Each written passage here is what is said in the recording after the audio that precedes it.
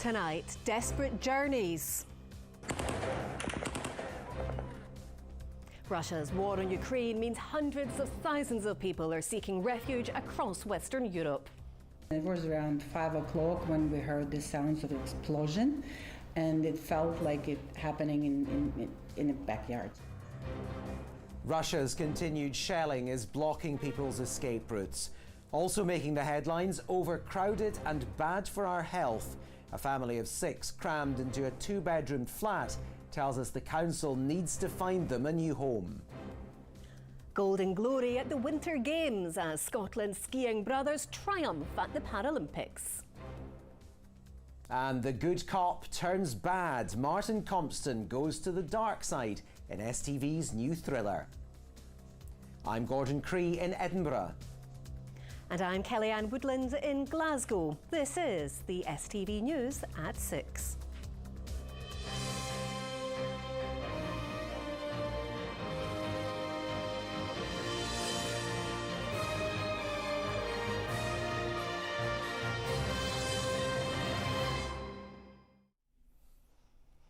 Good evening. War and violence once again cast a dark shadow over Europe. Chilling words from the Netherlands Prime Minister Mark Rutte as he met with Boris Johnson and Canada's PM Justin Trudeau. The NATO allies are stepping up aid for Ukraine and increasing sanctions on Russia, but that isn't extending to Russian oil and gas. Meanwhile, the UK government's facing criticism it isn't welcoming enough refugees, but it says thousands of applications are being processed. Tonight, we're live at the Ukrainian consulate in Edinburgh, in Westminster and in Poland. First, to our political editor Colin Mackay on the escalating humanitarian crisis. Fears are growing that Russian forces are preparing for an all-out assault on Kiev this week. More than 1.5 million people have fled Ukraine, many of them leaving the capital. Last week, Xenia told us of her fears for her niece who was studying in Kiev. Her family were trying to get her out, but the railway station had been bombed. Today, she told me her niece was safe in Hungary. It was the hardest 2 days in my life, and I'm just going grey waiting for the updates. And it was sheer luck that my old uni friend, whom I haven't spoken to in about 15 years, she just messaged me on Facebook out of nowhere saying that they're setting off tomorrow at this time and they could take her, because I've been very vocal about my niece being stuck in Kiev all by herself. And this is just, I'll spend the rest of my life being grateful to this friend of mine for taking her out. What about the rest of your family who are still in Ukraine? It's awful. It's horrible. I keep calling, hoping that they're like, yes, we've done it, we're free. It's getting worse every day. Now she wants to get the rest of her family out of Ukraine, but that's getting more difficult. Russia claims there are ceasefires around humanitarian corridors leading to Russia and Belarus, but Ukrainians don't trust them after a family fleeing was killed by Russian mortar fire. Humanitarian corridors must work today to save people, women, children, the elderly, to give food and medicine to those who remain. It's a long, long way from the safety of Scotland, but here support has been flooding in. More than £10 million to the Disasters Emergency Committee, £100 million across the UK, and volunteers at the Ukrainian Club have been overwhelmed by the generosity of people offering to open their homes to refugees. The whole of the Scottish community have pulled together, both on the ground here in the community centre, but offering their lives to support anybody that they can. We're getting heartfelt emails all the time saying, please help us to get over here, please let us get into the UK, please do not let us die. While practical donations are really great and generous, cash is by far the most effective and quickest way to get donations to people on the ground right now. As the conflict in Ukraine escalates, the need for support and international aid will increase as more families flee for their lives. This is the Ukrainian consulate in Edinburgh. Now, someone has renamed Windsor Street after the Ukrainian president. It seems kind of more appropriate in Edinburgh because it's twinned with Kiev, but it's little things like that.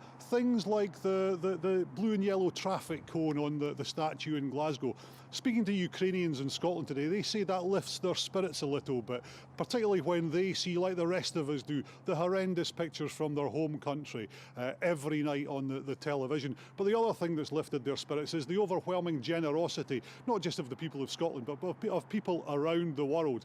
Now, the Ukrainian club is not very far from here. They're sending 250 baby boxes, lots and lots of sleeping bags by van to the border, the Polish-Ukrainian border from Glasgow tomorrow, and they're hoping that that helps. But the DEC say they want donations of cash, not donations in kind, because if they get stuff, it could end up stuck in a warehouse or in a lorry at Dover.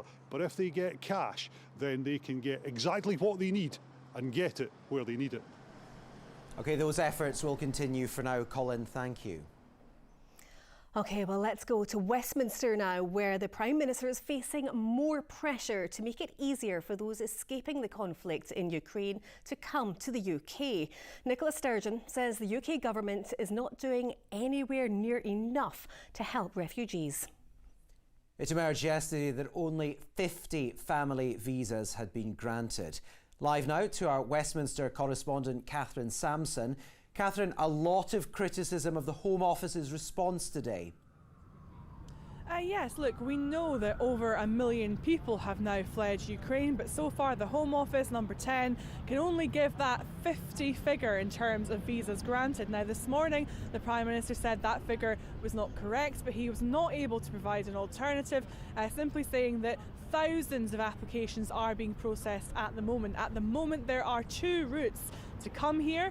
Either you join a family member or there is a sponsorship scheme. More details supposed to be coming about that in the coming days. The First Minister says there needs to be more.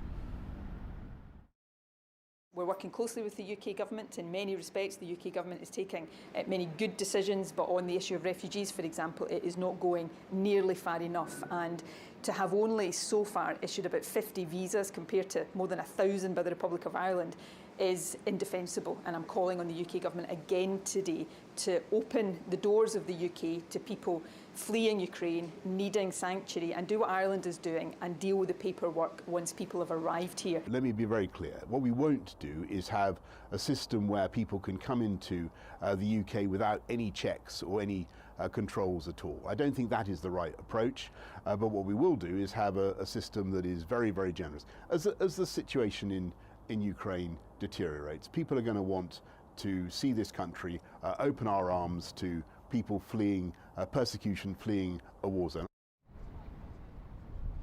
And this afternoon, the Prime Minister announced an extra £175 million of aid going to Ukraine. But this conflict, of course, has also been creating issues closer to home, and that is because of these soaring energy prices. Now, this occurred because the US talked about potentially boycotting Russian imports. Now, at the press conference he held this afternoon, the Prime Minister was asked about this. He says he's going to be setting out a new energy supply strategy in the coming days to try and protect consumers. Now, he says he's not abandoning green goals, but the UK needs to intensify self-reliance. So a suggestion there could be perhaps more drilling in the North Sea, something that may ring alarm bells with those campaigners, of course, who campaigned against licences, new licences, and licences for things like the Cambo oil field, of course, up in Shetland. Meanwhile, while that all was going on, former Scottish Secretary in the Lords, Michael Forsyth, says he believes that fracking should be thrown back into the mix. Plenty for you to keep in touch with, Catherine. Thank you. Now, more than 1.7 million people have fled because of the Russian invasion. Among them, 2 brothers originally from Helensburgh who'd made their home in Ukraine. As the country came under attack, Stuart and Robert Mackenzie headed to Poland. They're now helping friends escape, while our reporter Louise Hosey is in Krakow tonight. Louise, huge numbers of people are seeking safety in countries bordering Ukraine. Yes, that's right. I'm here tonight in Krakow, which is Poland's second largest city. And here we're around about 160 miles from the border, which of course is where we've seen that huge influx of refugees following Russia's invasion of Ukraine. Well, among those who had to leave behind everything were two brothers, as you say, from Scotland. They're now here in Krakow, and I spoke to them earlier today. It looks like a normal family scene, but for Stuart, Robert and their families, the past 12 days have been anything but normal. The brothers had to make the heartbreaking decision to leave the country they'd called home. The kids could hear bombs, and the youngest one, Oscar, said, "I don't want to die, I'm only 8. We said, let's get out, and we said, right, and then we heard something, and then as we left, we heard another one. As bombs started to fall around them, Stuart's wife knew they had to leave her homeland. It was around 5 o'clock when we heard the sounds of explosion, and it felt like it happening in the backyard, in our garden, and that was the moment when I realized we have to go right now. You wake up the next morning to the shock of just thinking that you don't have a home yet, that you're without, everything's just gone. It took Stuart and his family 18 hours to cross the border from Kiev. For Robert, it would take days. Stuck in huge traffic jams in freezing conditions, Robert says the scenes he witnessed will never leave him. As I crossed the road, I saw an old woman just lying dead, with her family around her, crying.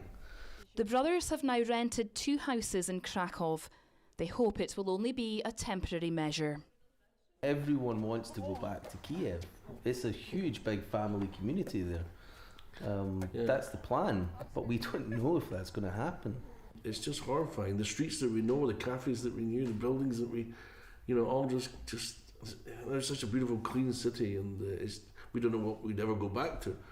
The brothers say while their experience has been traumatic, they consider themselves the lucky ones. You feel so bad for everybody else still there, and we can't get back to normality until we at least get that, our friends and family members and colleagues in a safe place. And Louise, where you are just now, there's a massive humanitarian effort. Yes, that's right. People here really are pulling together to help those most in need. Many refugees have been continuing to arrive here throughout the day. We've seen some arrive at the train station. They've been met by volunteers who've been offering hot food and drink and, crucially, some comfort. To give you some idea of the sheer scale of numbers we're seeing, the hotel that we're staying at the moment told us earlier on today that around 90% of those staying there are refugees. Well, tomorrow we'll be heading east to the border to see that huge humanitarian aid effort firsthand. All right, Louise, more from you tomorrow. Thanks very much. Next tonight, a family of 6 who say they're forced to live in an overcrowded flat claim Edinburgh City Council's failure to find them somewhere more suitable is damaging their physical and mental health. Saira Raja has told STV News her husband recently had a heart attack and her teenage daughter even tried to take her own life over the stress of their living conditions. The council says it's committed to finding a home for the family. Here's Laura Alderman. My husband sleeps here every night. On the floor? Yeah, that's our bedding. And I sleep in the living room. For the Chaudhry family, this is their daily reality. The 4 children share 2 bedrooms, leaving mum and dad to sleep on the floor every night. Despite the overcrowded conditions, they say their pleas to Edinburgh Council for a larger home are being ignored. They say, oh, you're lucky. They just say you have a roof. And I said, that's not lucky. You don't know what's going on. For telling you, like, oh, my daughter's try to suicide because of all that pressure. Now my husband got heart attack. I don't know what they are waiting for. It's very mentally torturing for the kids and for myself, The family say so far they've only been offered unsuitable options, like getting a sofa bed. That's not the solution. We need a house, and the kids' emotions or wishes, that makes your heart break more. I think because we are different because of our race. They are not listening to us. Our voice is not getting heard. They are not giving any importance. Edinburgh City Council say they're sorry to hear the families' concerns and are committed to working with them to find a suitable home. It's no secret that there are enormous and chronic pressures on social housing in the capital, and demand for properties, especially larger ones, far outstrips supply. But with a population boom on the horizon, charities are warning without serious investment in this, many more families and children will become homeless. Most of our cities are in a social housing crisis. The prospect of building enough homes where they're needed to reduce housing inequality is something that we've got wonderful words. The rhetoric in Scotland is all there. The Scottish Government have promised the money, but we're not seeing the delivery. The council say they're building 20,000 affordable homes over the next 10 years, including many for social rent. That room used to be me and my husband. But after years of waiting, many like Syra are reaching breaking point and losing hope of ever finding a suitable family home. Laura Alderman, STV News. Now, a couple who murdered a vulnerable woman and continued to claim her benefits have been ordered to pay back the profits of the crime. Edward Kearney and Avril Jones were found guilty of murdering Margaret Fleming 16 years after she disappeared from their Inverkip home. The pair received state benefits totalling more than £200,000. There's a new schedule on STV tonight with Emmerdale at 7:30 and Coronation Street at 8. And before that, the ITV Evening News expands to an hour. Its presenter is Mary Nightingale, and she told me what we can expect. Well, hi, Gordon. It's lovely to be on your programme. Thanks for having me. I think it's a really big moment for ITV News because it's a demonstration of their seriousness about news. They've invested an awful lot of money in bolstering the teams out in the nations and regions, and they are giving us more time. So I think from our point of view as news people, but more importantly, obviously from the viewers' point of view, I think that's all good. And STV viewers will want to know, will they see more coverage from Scotland on the programme? So our view is we want to do more of the things that people enjoy watching. So we will be doing more reporting from the nations and regions. We're going to be doing more investigations, more special original journalism, and using very much the resources that we have in the regions. And I know we've bolstered our team in Scotland, Peter Smith and Louise Scott, who I think used to be STV, didn't they? And they are now very much part of our team. And it's wonderful to have that extra firepower that's spread evenly throughout the nation. It's great. OK, Mary, you'll be here with the ITV Evening News at 6:30, but thanks for joining us on the STV News. Thank you, Gordon. Nice talking to you. Yes, do stay tuned for that. Now, Port Glasgow's rich and centuries-long history with shipbuilding has been commemorated in a striking new sculpture. The Shipbuilders of Port Glasgow has been installed at the town's Coronation Park, while Vanessa Taff has more. Standing tall at the gateway to the shipyards, the Port Glasgow Shipbuilders are an impressive installation showcasing the area's famous industrial past. It's a dynamic sculpture that they are leaning forward, they're pitching their weight forward. It really caused a lot of structural engineering problems. You know, really a very technical sculpture to do. I want to make something that sort of reflected all those people who put their energy into making this area world famous, Clyde built. These 10-metre tall figures have a combined weight of 14 tonnes and are thought to be the largest sculptures of shipbuilders in the UK. Now, despite being delayed, relocated and over budget, they're proving to be a favourite with the locals and those who have travelled to come and see them. We travelled up from Kilmarnock just to have a look at them in situ. I'd seen them on the internet and in the newspapers, but it's great to see them. Much better than I ever thought they were going to be. They're good for the area, yeah. First the size was a wee bit overwhelming, and then as the days have gone on and you look at them you think, they're really good. Seeing the boats come in, you see everybody stopping, taking after pictures of all that, aye. It's bringing a lot of attraction in, you know what I mean? People come over to see it. Dubbed the Kelpies of the West, it's hoped these shipbuilders will bring similar economic benefits like the past they represent. We've not got very many monuments and sculptures like this in the area. In fact, we've not got very many in the west of Scotland. So I think it's attracting so much attention for folk that's driving past, and hopefully the folk will stop, come out, see the sculptures, and, as I say, example what we've got in Inverclyde to offer. Lights and other final touches will be added over the coming weeks, allowing locals and visitors to reflect on the history of the town. Vanessa Taff, STV News, Port Glasgow. The Kelpies of the West love it. OK, that takes us on to sport now with Rahman.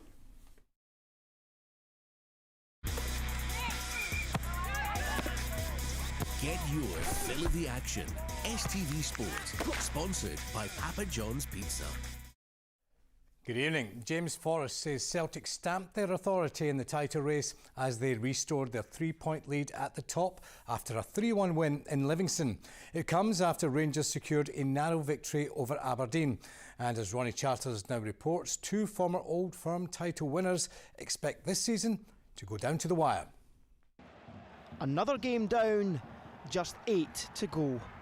James Forrest helping Celtic to their first away win at Livingston since 2007 to continue their impressive Premiership run. Ange Postecoglou's men are now unbeaten in 24 league matches, with one Parkhead favourite saying the Australian is closing in on a monumental accomplishment. It would be another incredible achievement. And now they've got their foot on the gas. And it looks like they're going to keep going, and that they're hungry. You've got 8 cup finals now. You win every game, you're champions. It's as simple as that.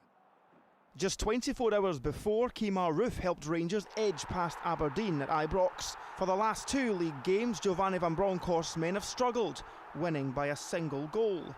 But an ex-Ibrox striker says it doesn't matter if it's pretty.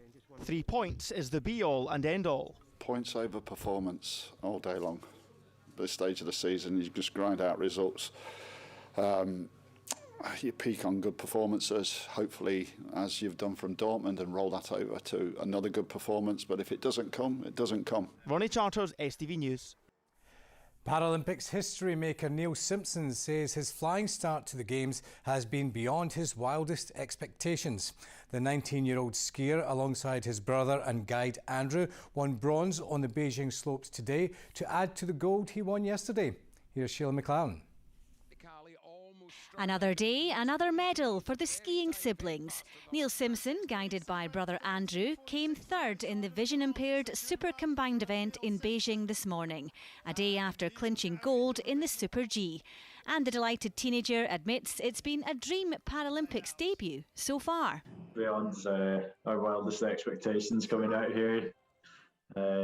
So, yeah, it was just a dream come true to be selected to come out here in the first place. So, yeah, to get a gold and a bronze with 3 races done's something else. So, really chuffed with how it's gone. Yesterday's victory meant Simpson was the first male to win gold on the snow for Great Britain. It was a special moment for the brothers, and Andrew believes their bond is the key to their success. Definitely helps us 100%. I mean, it's we've got such a good connection. Growing, living up together, skiing together. We know what each other want without even saying it sometimes, and it's just a brilliant connection. The Simpsons will go again for a 3rd medal on Thursday in the giant slalom. Sheila McLaren, STV News. Finally, rugby news, and Scotland have called up 4 players for Saturday's Six Nations match away to Italy. Johnny Gray, Adam Hastings, Ross Thompson and Glenn Young have joined the squad after 4 players withdrew due to injury. That's all the sport for me tonight, folks. I'll see you again tomorrow. Get your fill of the action. STV Sport, sponsored by Papa John's Pizza. All right, it's been a lovely bright day here in the west. Here's Philip with the weather. A light drizzle is coming in from the west.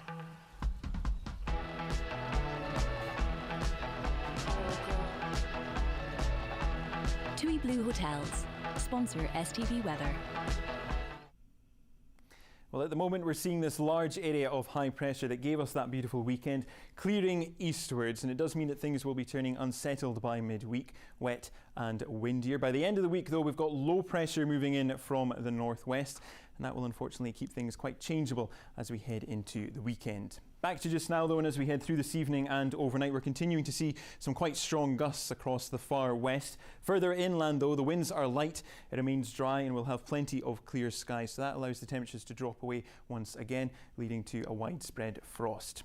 Not as cold as last night though, temperatures getting down to -2 or -3 in some rural spots where we've got that breeze though, dropping to lows of around 3 or 4. So another cold start to the day tomorrow. Through the morning that frost will lift quite quickly, and generally it will remain fine, dry and bright for a time, but by evening we do start to see cloud and patchy rain just spreading in across parts of Ayrshire and Argyll and Bute, with temperatures reaching highs of 8 or 9 degrees Celsius, so slightly above average for the time of year. Looking ahead to Wednesday, that high pressure is still out to the east, trying to fend off these frontal systems from pushing in from the west. But they do, and it brings with it cloud and a heavy band of rain. Things stay drier for longer in the east, but it will be turning mild, with temperatures reaching highs of 9 or 10 degrees Celsius. Bye-bye. TUI Blue Hotels. Sponsor STV Weather.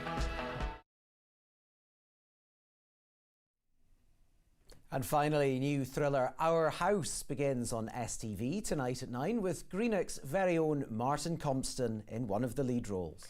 Laura Boyd chatted to Martin about the new series and whether Line of Duty will be returning to our screens anytime soon. What's going on here? This is my house.